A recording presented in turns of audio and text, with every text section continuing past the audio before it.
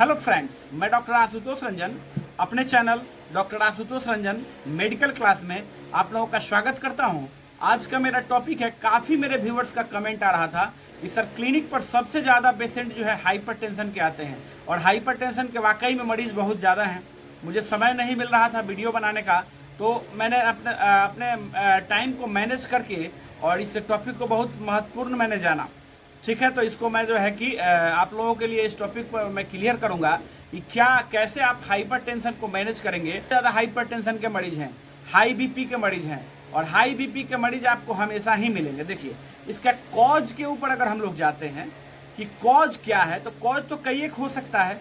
देखिए, मोटा मोटा तौर पर मैं आपको एकदम शॉर्ट में कॉज बता देता हूँ। जैसे जो नमक पेशेंट ज़्यादा लेता है, ठीक है, फास्ट फूड का ज़्यादा सेवन करता है। आजकल देखिएगा, आजकल लोग जो है कि फास्ट फूड के शौकीन हो गए हैं, तेल मसाला ज़्यादा खाते हैं, हरी साग सब्जियां नहीं खाते हैं, तो ये भी एक सबसे बड़ा कॉज है। एल्कोहल जो ज़्यादा लेते हैं उनके साथ भी ये समस्या है। ठीक है, तो देखिए एल्कोहल, मैं एक चीज़, एक पॉइंट नोट करिएगा, मैं एल्कोहल को सपोर्ट नहीं कर रहा हूँ, ठीक, बट इतना आप जान लीजिए कि दवा के हिसाब में अगर आप कभी लेते हैं, अगर आप छोड़ नहीं पा रहे हैं, अगर आप छोड़ दें तो बहुत अच्छा चीज़ है, नहीं लेना है। हाँ, अगर आप नहीं कंट्रोल कर पा रहे हैं तो दवा के रूटीन में आप कभी कभी लेते हैं, सम टाइम, महीना, 2 महीना, 3 महीना, 4 महीना ऐसे करके, तो सम टाइम ड्रिंकिंग अगर आप करते हैं तो आपको बहुत नुकसान नहीं होगा। तो अगर छोड़ दें तो ज़्यादा बेहतर है। तो ये जो मुझे कमेंट किया था उन्होंने कहा था एल्कोहल को एकदम, उन्होंने जो है कि वो उसमें इंडिकेट किया था कि सर की एल्कोहलिक पेशेंट है, उसके लिए आपको बताना है, तो मैंने ये इस चीज़ को इसमें शामिल किया। चलिए, अब हर एक पॉइंट को समझिएगा, वीडियो को स्किप नहीं करिएगा। और आप लोगों से एक मेरा रिक्वेस्ट ये भी है कि आप लोग मुझे कमेंट करते हैं, वीडियो पूरा नहीं देखते हैं और कमेंट करते हैं, तो मैं भी जवाब नहीं दे पाता हूँ। ये ध्यान रखिए, वीडियो पूरा देखिए। अगर इसके बीच में वीडियो कुछ समझने में दिक्कत हुआ है तो आगे मुझे आप कमेंट करिएगा, मैं उसका जवाब जरूर दूंगा। और चलिए, एक तो आपने समझ लिया कि कॉज क्या होता है। अब हम लोग समझते हैं कितने ग्रुप्स के मेडिसिन होते हैं, कितने ग्रुप्स के मेडिसिन होते हैं। तो वीडियो थोड़ा सा लंबा हो सकता है, पर इसी वीडियो में मैं टोटल जानकारी आप लोगों को दूंगा, ये आप लोग ध्यान रखिएगा। वीडियो स्किप नहीं करना है, हर एक पॉइंट को समझना है। देखिए, कितने ग्रुप की मेडिसिन होती हैं ये समझ लीजिए। देखिए, एक तो आपको कैल्शियम चैनल ब्लॉकर होता है, जिस मेडिसिन के आगे, देखिए सिंपल तरीका है, जिस मेडिसिन के आगे जो है डिपीन लगा हो, जैसे एम्लोडिपिन, निफेडिपिन, शिलेनेडिपिन, आप काफ़ी मेडिसिन है, इस लिस्ट को देख लीजिए, ठीक है, उसको जो है आप सीसीबी चैनल ब्लॉकर कहेंगे। ठीक है, और ये काम क्या करता है ये भी जान लीजिए। ये करता क्या है, जो सीसीबी जो है चैनल ब्लॉकर, ये भी बीपी को कम करने की दवा है, बट कैसे कम करता है इसको समझिए। ये क्या करता है कि आपका जो ब्लड वेसल्स जो है, जो नर्व है जिसमें ब्लड पास नहीं हो रहा है अच्छे से, ठीक है, उस ब्लड वेसल्स को चौड़ा कर देता है। जब रास्ता बड़ा हो जाएगा तो फिर ब्लड को दौड़ने में जो है कि रनिंग करने में कोई दिक्कत नहीं होगा, तो बीपी आपका कंट्रोल हो जाएगा। ब्लड वेसल्स जो आपकी सिकुड़ रही थी उसको चौड़ा कर देता है, तो बीपी आपका कंट्रोल हो जाएगा। ये कौन सी मेडिसिन है? CCB, calcium channel blocker. क्या होता है पहचानने का तरीका, जिसके लास्ट में डीपी लगा हो उसको आप सीसीबी समझ लीजिए। काफ़ी मेडिसिन है, ये लिस्ट भी देख लीजिएगा आप लोग। चलिए, अब इसके बाद इसका साइड इफेक्ट भी होता है। लंबे समय तक देने से क्या होता है कि एडिमा, पेरिफेरल एडिमा हो जाता है, स्वेलिंग हो जाता है, पैरों में स्वेलिंग हो जाता है। ठीक है, और एक साइड इफेक्ट इसका ये और भी है, हेडेक भी होता है, और कभी कभी थकान भी महसूस होता है। तो लंबे समय तक ये मेडिसिन देने से ये समस्या होती है। तो हम लोग इससे सेफ मेडिसिन को जानेंगे कि इससे सेफ मेडिसिन कौन सा है। हम लोग जो है इससे भी बेहतर मेडिसिन के बारे में इस वीडियो में जानेंगे। चलिए, इसका साइड इफेक्ट है, इतना साइड इफेक्ट था, क्या काम करता है, इसको हम लोगों ने एकदम शॉर्ट में, सिंपल में जान लिया है। इसके बाद हम लोग ये इससे भी सेफ मेडिसिन को जानेंगे, इससे बेहतर मेडिसिन को जानेंगे, और कैसे सेलेक्ट करना है मेडिसिन। अगर किसी का 200 बीपी है तो उसको क्या मेडिसिन देना है, कैसे मैनेज करना है। कई एक पेशेंट आपको ये भी देखने को मिलेंगे जिसमें आप बीपी की हाई से हाई मेडिसिन जो है, हायर डोज में मेडिसिन दे चुके हैं तब भी उनका बीपी मैनेज नहीं हो रहा है, तो उसको कौन सी दवा देनी है ये भी इसी वीडियो में समझेंगे। एसी इनहिबिटर्स को जान लेते हैं, उसके बाद ARB को जानेंगे। तो एसी इनहिबिटर्स में कौन सी मेडिसिन आती हैं? जिन मेडिसिन के आगे प्रिल लगा हो, जैसे रेमप्रिल, बाकी ये मेडिसिन आप लोग देख लीजिएगा, वो सब एसी इनहिबिटर्स हैं। तो एसी इनहिबिटर्स कैसे काम करती हैं? जो आपके बॉडी में हार्मोन जो बीपी को बढ़ाते हैं, जो बीपी को बढ़ाने वाले हार्मोन हैं, उन्हीं को ये क्या करता है, उनके लेवल को कम कर देता है। तो कम कर देता है, वो हार्मोन कम बनते हैं तो बीपी कम बढ़ता है। ये पॉइंट है, इस पॉइंट को नोट करिएगा। देखिए अब इसका साइड इफेक्ट क्या हो सकता है। इसका साइड इफेक्ट जो है कि ड्राई कफ होता है। सब पेशेंट में नहीं देखा जाता है, पर कुछ पेशेंटों में जो है आपको ड्राई कफ देखने को मिलेगा। अगर ऐसा मिल रहा है तो आप पेशेंट के मेडिसिन के डोज को थोड़ा सा कम करेंगे या मेडिसिन चेंज करेंगे। ठीक, ये हो गया। ARB inhibitors. ARB क्या है? तो ARB में जिस मेडिसिन के लास्ट में शाटन लगा हुआ हो, जैसे कि टेलमिसाटन, लोसाटन और भी एग्जाम्पल हैं, इसको देखिएगा, तो उनको हम ARB इनहिबिटर्स कहते हैं। ठीक है, तो ये ARB इनहिबिटर्स कैसे काम करते हैं? ARB इनहिबिटर्स भी सेम जो है कि एसी इनहिबिटर्स की तरह काम करते हैं। ARB जैसे कि वो भी हार्मोन पर काम करते हैं, ये भी हार्मोन पर काम करते हैं। बट ये है कि इसमें एक समझने वाली पॉइंट ये है कि ARB इनहिबिटर्स को और ये एसी इनहिबिटर्स को किडनी पेशेंट में आप दे सकते हैं, आसानी से सेफ है। हार्ट के पेशेंट को दे सकते हैं, उनके लिए बहुत अच्छा है। और डायबिटिक के पेशेंट को दे सकते हैं, इसमें कहीं कोई दिक्कत नहीं है। ये इस मेडिसिन को आप ज़्यादातर देखते होंगे कि हार्ट, किडनी और डायबिटीज़ के मरीज को ही डॉक्टर सजेस्ट करते हैं। अब देखिए, ये आपने समझ लिया। इसका भी जो है, इसका साइड इफेक्ट क्या है? Dry cough. ठीक, अब ये तो बात आपको समझ में आ गई। अब एक कॉम्बिनेशन आप लोगों ने देखा होगा, एम्लोडिपिन प्लस एटेनॉल। ठीक है, काफ़ी फेमस कॉम्बिनेशन है, काफ़ी आप लोगों को देखने को मिला होगा। तो उसमें जो दवा एक रहती है एटेनॉल, वो क्या है उसको जानते हैं। एटेनॉल क्या है? एटेनॉल जो है, एटेनॉल हार्ट रेट को कम करता है। ठीक है, एटेनॉल जिस मेडिसिन के आगे ओलॉल लगा हो, ठीक है, जिस मेडिसिन के ओलॉल लगा हो, उसको आप समझ जाइए कि ये मेडिसिन हार्ट रेट को कम करके बीपी को कम करता है। ठीक है, तो प्रोप्रानोल, एटेनॉल, मेट्रोप्रोल, ये सब मेडिसिन है, इनको आप देखिएगा। बट इनमें एक सावधानी आपको जरूर रखना है कि प्रोप्रानोल जो है आप उसको अस्थमा के मरीज को नहीं देंगे।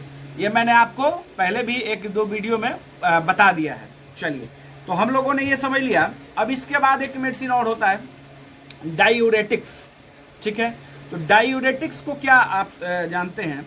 वैसे नाम से भी आपको पता चल रहा होगा, ये जो सोडियम को बॉडी से बाहर निकालना, मतलब कि बाथरूम को जो है, पेशाब को बॉडी से बाहर, यूरिन के फ्लो को ज़्यादा बढ़ाने वाली मेडिसिन जो है, उसको हम लोग डायूरेटिक्स कहते हैं। ठीक है, तो डायूरेटिक्स में जो है आपने देखा होगा टेल्मा एच। ठीक, तो इस कब दिया जाता है? जैसे मान कर चलिए टेलमिसाटन दिया हुआ है पेशेंट को, ठीक है, और बीपी उनका कम नहीं हो रहा है। देखिए, ये आपने जो है कि ये एसी इनहिबिटर्स हो गए, ARB हो गए, ठीक है, इनके जो है कॉम्बिनेशन में आपको ये देखने को मिलता है।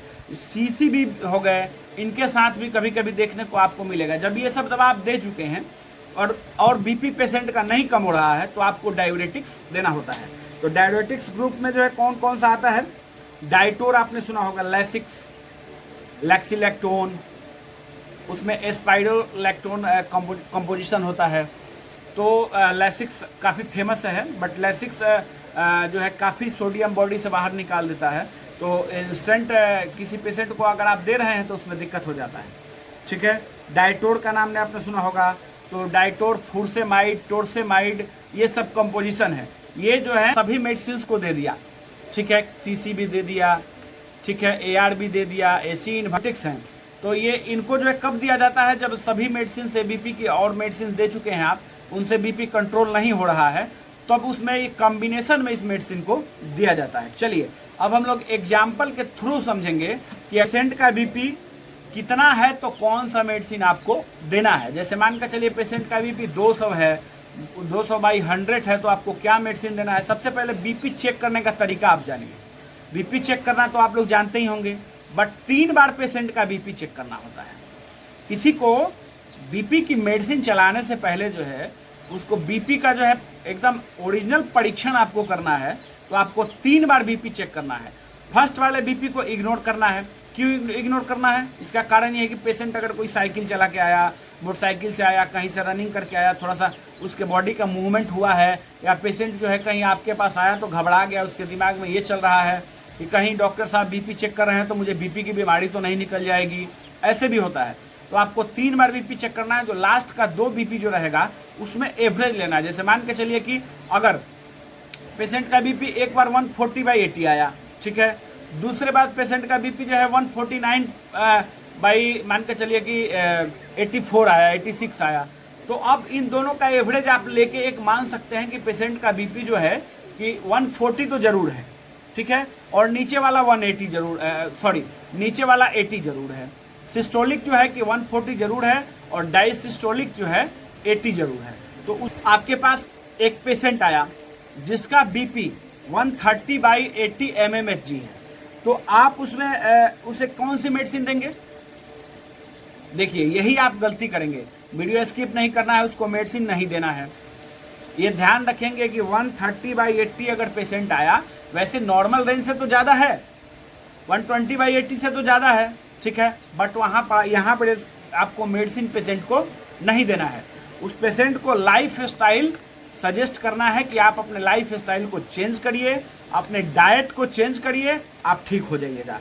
हाँ, अगर 10 दिन उसको जो है समय दीजिए, 10 दिन 15 दिन में अगर पेशेंट डाइट नहीं चेंज कर पा रहा है और उसके कॉम्प्लिकेशंस जो हैं, जो सिम्टम उसके कम नहीं हो रहे हैं, जैसे मान के चलिए उसको घबराहट हो रहा हो, ठीक है, घबराहट हो रहा हो, बेचैनी हो रहा हो, हेडेक हो रहा हो, सर में दर्द हो रहा हो, उसको लाइफ स्टाइल चेंज करने के बाद, डाइट चेंज करने के बाद, डाइट में हरी साग सब्जियां देना है, पानी खूब पीना है, तेल मसाला कम कर देना है। अगर उसके बाद भी नहीं जो है पेशेंट का अगर बीपी कम होता है, तब पेशेंट का सबसे पहले आपको कोलेस्ट्रॉल जांच करवाना है। ये ध्यान रखिएगा, क्योंकि कोलेस्ट्रॉल के कॉज के वजह से भी जो है बीपी हाई होता है। कोलेस्ट्रॉल जो क्या करता है कि नर्व में चिपक जाता है, ब्लड वेसल्स में चिपक जाता है, तो ब्लड के फ्लो को रोकता है, तो ब्लड प्रेशर बढ़ता है। तो अगर कोलेस्ट्रॉल बढ़ा हुआ होगा, आप दवा सभी बीपी की दे रहे हैं, तो उससे कोई भी कंट्रोल नहीं होगा। ये भी पॉइंट है, इंपॉर्टेंट पॉइंट है, इसको नोट करिए, इसको जरूर नोट करिए आप। तो ये आपको कोलेस्ट्रॉल चेक करवाना है पेशेंट का। लिपिड प्रोफाइल आप चेक करवाएंगे तो आपको सब डिटेल उसमें मिल जाएगा, ठीक है। हाँ, अब पेशेंट आपके पास आया 10-15 दिन बाद, उसका मैनेज नहीं हुआ, कोलेस्ट्रॉल कहीं बढ़ा हुआ है, तो कोलेस्ट्रॉल के लिए आपको मेडिसिन स्टार्ट कर देना है। सबसे सिंपल में इकोस्पेरिन 75 mg, ठीक, या ज़्यादा है तो अगर 75 से नहीं अगर होने वाला है तो आप उसको एटरवास्टिन स्टार्ट कर दीजिए। एटरबा 10 mg से स्टार्ट कर सकते हैं, 5 mg स्टार्ट कर सकते हैं। जैसे जितना कोलेस्ट्रॉल हो, ज़्यादा हाई बढ़ा हो तो 10 mg स्टार्ट करें कम से कम, और बहुत ज़्यादा नहीं हो तो उसे आप 5 mg स्टार्ट करें। ये समझ लिया आपने। और बाकी तब बीपी का मेडिसिन उसको जो है आपको देना होगा। वो भी क्या देना होगा? सिंगल एजेंट आपको शुरू करना होगा। Single agent amlodipine 2.5 mg to 5 mg, ठीक है। दूसरा कोई जो है कि आपको दवा नहीं देना है, प्लेन एम्लोकाइंड केवल देना है 2.5 mg to 5 mg। ज़्यादा थोड़ा सा बढ़ा हुआ हो, अगर 2.5 mg से कंट्रोल नहीं हो रहा हो तो अगले बार पेशेंट आए तो उसको जो है कि 5 mg कर दें, या 5 mg चला सकते हैं, नहीं दिक्कत होगा, ठीक है। ये समझ लिया आपने। अब इसके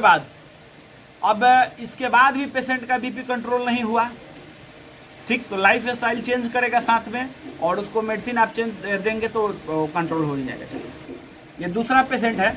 अब दूसरा पेशेंट आपके पास आया जिसका बीपी 144/92 है, ठीक है। तो अब इसमें आपको क्या मेडिसिन स्टार्ट करना है ये समझ लीजिए। इसमें आपको जो है कॉम्बिनेशन थेरेपी देना है, ठीक है। कॉम्बिनेशन थेरेपी का मतलब ये है कि 2 मेडिसिन आप स्टार्ट करेंगे उसको, टेलमिसाटन 20 mg में और एम्लोडिपिन 2.5 mg में, ठीक, क्योंकि बहुत हाई क्लास का बीपी अभी इसको नहीं है, और लाइफ स्टाइल चेंज करने के लिए बोलेंगे, डाइट चेंज करने के लिए बोलेंगे, पेशेंट ठीक हो जाएगा, ठीक। ये आपने समझ लिया। अगर इससे भी जो हाई क्लास का पेशेंट आपके पास आता है जिसका बीपी 158 98 हो, ठीक है, तो आपको क्या मेडिसिन देना है, तब आपको यहाँ पर मेडिसिन का डोज बढ़ाना है। टेलमिसार्टन 40 mg और एम्लोडिपिन 5 mg बढ़ा देना है, ठीक। हाँ, अब ये आपने समझ लिया। तो इसको ओडी और लाइफ स्टाइल को चेंज करने के लिए तो सबको ही बोलना है, ये आप पॉइंट ध्यान रखिएगा। हाँ, अगर जिसका बीपी 200/100 है, ठीक है, तो आप क्या मेडिसिन उसको देंगे। देखिए उसमें आपको जो है, खैर जांच तो मैंने आपको जो बताया हुआ है कोलेस्ट्रॉल का, वो तो करवाना ही करवाना है, ठीक है, बट उसमें आपको मेडिसिन क्या स्टार्ट करना है, कॉम्बिनेशन थेरेपी। एक उसमें जो है आपको डायरेटिक्स भी देना जरूरी है, ठीक। तो जो भी इसमें से देख लीजिएगा, जो आपके पास मिलने वाला हो उसको आप स्टार्ट करिएगा। जैसे मान के चलिए कि कॉम्बिनेशन क्या हो सकता है, टेलमिसार्टन प्लस एम्लोडिपिन, ठीक है, और प्लस डायरेटिक्स, ठीक है। तो ये कब होगा, जब रेगुलरली 200/100 बीपी पेशेंट का रह रहा है तब, ठीक। और नहीं, उस पेशेंट को वॉच भी करना है। ऐसा नहीं कि आप मेडिसिन दे के जो है निश्चिंत हो गए। पेशेंट को ये कहिए कि आप बीपी अपना चेक करते रहिए, रोज आप अपना बीपी लिख के मुझे 5 दिन का बीपी दिखाइए कि कितना कम हुआ। अगर 5 दिन में कम होता है, ठीक है, और ज़्यादा कम हो जाता है, जैसे मान लीजिए डायरेटिक्स इसमें मिलाया हुआ है, ज़्यादा कम हो जाता है, तो पेशेंट के बीपी के डोज, मेडिसिन के डोज को कम कर देना है। तो चैनल को लाइक और शेयर कमेंट करके आप लोग ज़रूर बताइए कैसा लगा। और एक रिक्वेस्ट आप लोगों से ज़रूर है कि मेरे चैनल को ज़रूर ही विजिट करें। आप जिस वीडियो का इंतज़ार कर रहे हैं कि सर बनाएंगे, वो वीडियो कहीं मैं पहले ही बना चुका हूं, इसलिए आप मेरे चैनल को ज़रूर विजिट करें और मेरे चैनल को लाइक, शेयर और सब्सक्राइब जरूर कर दें। धन्यवाद।